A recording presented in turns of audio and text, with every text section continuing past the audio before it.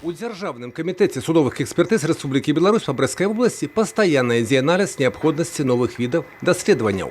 Такія віды, як будаўніча-тэхнічныя, таваразнаўчыя, камп'ютарна-тэхнічныя, фанаскапічныя ўжо сталі класічнымі. Усяго іх больш за 40. Цяпер з'явілася новая, лінгвістычная. Раней праваахоўнікам такую паслугу пры неабходнасці аказвалі выкладчыкі Брэсцкага дзяржаўнага універсітэта імя Пушкіна.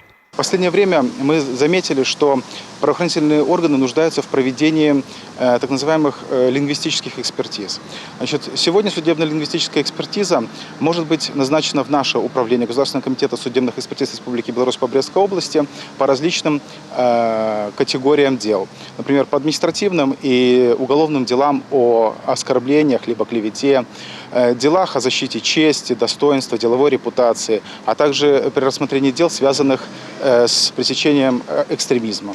Больш за 1000 адміністрацыйных справ аб абразе і паклёпе сёння знаходзіцца ў вытворчасці супрацоўнікаў праваахоўных структур.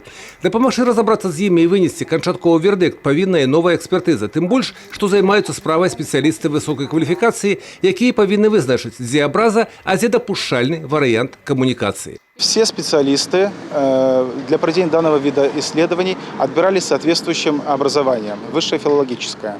Помимо этого, они проходили соответствующие специальные стажировки как на базе центрального аппарата, так и на базе экспертных подразделений других стран, в частности России. Юрий Печур, Владимир Казаков, телерадиокомпания «Брест».